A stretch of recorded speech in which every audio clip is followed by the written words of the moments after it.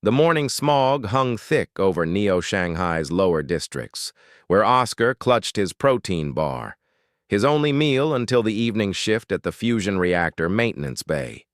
The neural implant behind his ear buzzed with another rent reminder. 72 hours until eviction.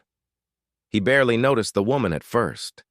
She sat against the corroded steel wall of the transit station, her bioengineered scales dulled by malnutrition. The bioluminescent patterns that should have glowed across her cheekbones flickering weakly. A Dragon-class genetic modification, Oscar recognized, one of the expensive heritage designs from before the collapse. Now she was here, in the slums, trembling despite the humid air. The Dragon modifications had been status symbols once: reptilian scales, enhanced thermoregulation, improved bone density. The wealthy had paid fortunes to splice those genes into their lineages, but when the economic systems crashed 15 years ago, many of the modified elite had fallen hard. Their bodies still carried markers of privilege, but their bank accounts had evaporated into the quantum foam of failed cryptocurrencies. Oscar stopped. His stomach twisted with hunger, but his hand moved almost automatically, offering the protein bar to her. She looked up, her vertical pupils contracting in the dim light. "I can't." "Take it," Oscar said quietly. "I've got another." He didn't. Her scaled fingers, elegant despite the dirt, accepted the bar. "Thank you," she whispered. "I'm Aria." Oscar nodded and walked away before she could see his own hands shaking from low blood sugar. The reactor bay wouldn't care that he was hungry. The machines needed maintenance, and he needed the credits. 3 weeks passed. Oscar had forgotten about Aria, or tried to. The memory surfaced sometimes when he was calibrating the fusion containment fields, a small, warm spot in the mechanical coldness of his days. He'd picked up extra shifts to cover the rent gap, sleeping 4 hours a night, his body running on stimulants and desperation. Then the notification arrived. His neural implant lit up with an official legal summons. Oscar's heart sank. In the lower districts, legal notices meant debt collection, contract violations, or worse. He opened the file with shaking hands during his lunch break. "Mr. Oscar Chen, you are hereby requested to attend a meeting at the offices of Meridian Quantum Legal, Level 847, Central Spire, regarding matters of inheritance and estate distribution." Oscar read it 3 times. It made no sense. He had no family, no inheritance. The address alone was incomprehensible. Level 847 was in the Platinum Zone, where atmospheric processors kept the air clean, and gravity generators maintained Earth-normal weight. He'd never been above level 50. The appointment was mandatory. Oscar used his entire week's savings for the elevator fare. The central spire rose like a needle through the smog layers, piercing into the clear sky above. As the elevator climbed, Oscar watched the city transform through the transparent walls. The rust and desperation of the lower levels gave way to gleaming smart glass and vertical gardens. By level 400, he could see the curve of the earth. The law office occupied an entire floor. Real wood paneling. Gravity set to exactly 1G. Air that tasted like mountain springs, not recycled through 1,000 lungs. A woman waited in the conference room. For a moment, Oscar didn't recognize her. Then he saw the scales, but these gleamed with proper nutrition, the bioluminescent patterns dancing in complex fractals across her skin. Her eyes, those same vertical pupils, were bright and clear. "Aria?"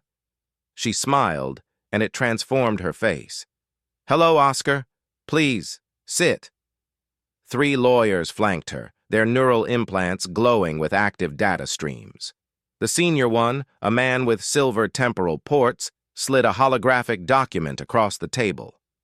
"Mr. Chen," the lawyer began, "3 weeks ago, you provided aid to Ms. Aria Drakonov without knowledge of her identity.